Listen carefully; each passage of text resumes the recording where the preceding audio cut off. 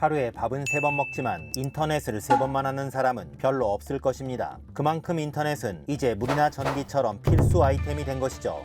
하지만 누군가 여러분의 로그인 정보를 알고 카톡이나 사진첩을 훔쳐본다면?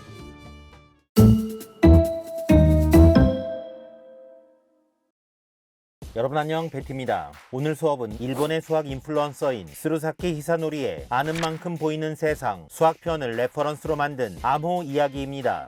지금부터 스타트합니다. 기원전 400년경 고대 그리스의 군인들은 스키테일 암호를 사용했습니다. 막대에 종이를 감고 문장을 가로로 쓴 다음 종이를 펼치면 암호가 탄생합니다. 이때 막대의 지름에 따라 알파벳이 섞이는 주기가 달라지는데 암호를 해독할 수 있는 키는 막대의 지름이었죠. 고대 로마의 장군 율리우스 카이사르는 시저 암호를 사용합니다. 시저는 카이사르의 영어식 표현이죠. 시저 암호는 암호하려는 내용을 알파벳으로 3칸씩 평행이동하여 다른 글자로 바꾸는 방식입니다. 예를 들어 I love you는 L, ORYH, DRX 이런 식이죠. 평행이동하는 칸의 수를 키로 설정해 아군끼리 암호를 공유할 수 있겠지만 영어라면 알파벳이 26글자이므로 25번만 시도해보면 암호는 털리겠죠. 악보 암호는 1차 대전 당시 독일의 스파이였던 마타 하리가 사용했습니다. 이는 음표와 알파벳을 대응시킨 형태로 실제 연주하면 괴상한 음이 나죠. 미모가 출중했던 마타하리는 연합군의 고위층과 스캔들을 남기며 고급 정보를 빼내기도 합니다. 하지만 꼬리가 길면 밟히는 법.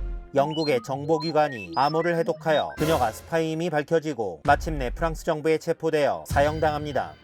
1918년 독일의 전기공학자 슈루비우스는 암호 생성기 에니그마를 만들었습니다. 에니그마는 강력한 회전자가 알파벳을 다른 알파벳으로 변환시키는 방식으로 2차 대전 당시 에니그마 덕분에 독일이 초반 주도권을 쥘 수 있었죠.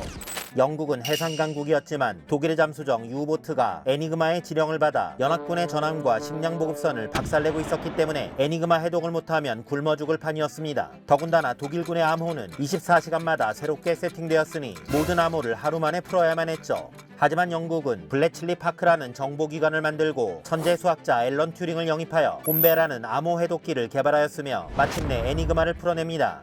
이후 영국을 포함한 연합군은 정보전쟁에서 독일에 앞서게 되었으며 노르망디 상륙작전 당시 파드칼레에 상륙한다는 페이크를 쳐서 전세를 뒤집을 수 있었죠. 2차 대전의 진짜 영웅은 수학이었습니다.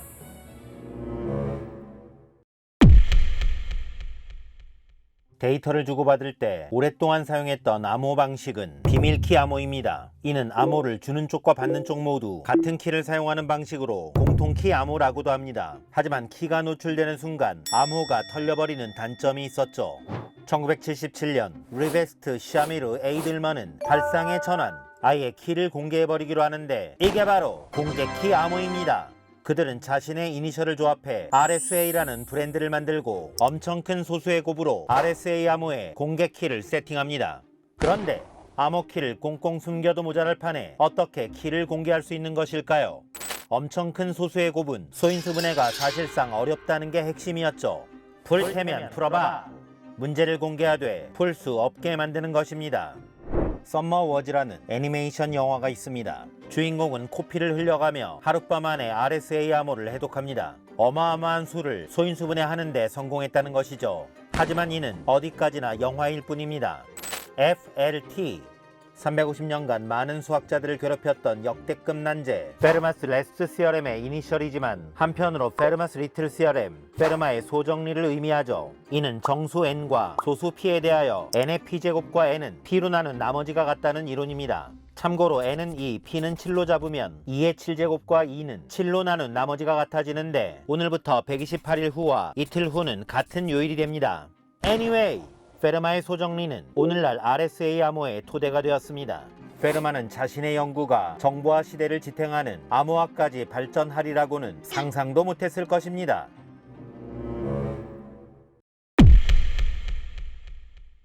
(1985년) 닐 코블리츠와 빅터 밀러는 RSA의 대안으로 ECC라고 불리는 타원곡선 암호를 개발합니다.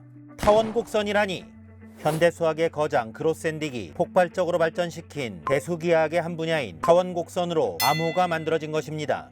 ECC는 RSA처럼 공개키 방식으로 RSA보다 짧은 키를 사용해도 안전성이 떨어지지 않는다는 장점이 있었죠. 하지만 1994년 미국의 수학자 피터 쇼어는 양자 컴퓨터에서 실행할 수 있는 쇼어 알고리즘을 개발하는데 이를 이용하면 소인수 분해를 빠르게 할 수 있고 카온 곡선 암호의 해독이 가능해집니다. 또한 2023년 초 중국의 암호 전문가 집단은 다음과 같은 논문을 발표합니다. 초전도 양자 프로세서에서 정수를 소인수 분해하기.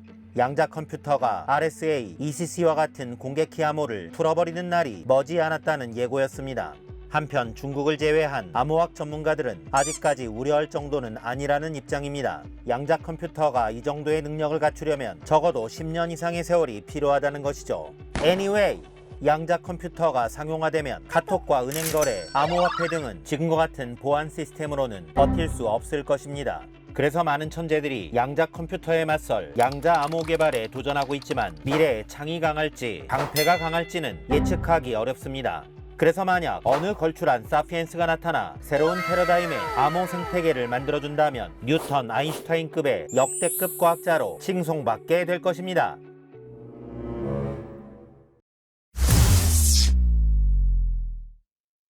도서출판 윤호책주에서 출간한 아는 만큼 보이는 세상 수학편의 저자 스루사키 히사노리는 암호뿐만 아니라 숫자와 통계 및 수학의 다양한 패턴에 대해 흥미롭게 풀어가고 있습니다. 수학을 잘 몰라도 편하게 읽을 수 있는 수학책으로 저는 잠깐 펼쳤다가 한 번에 끝까지 읽어버렸네요. 지하철이나 여행지에서 읽기를 추천합니다. 지금까지 베티였습니다. 바이.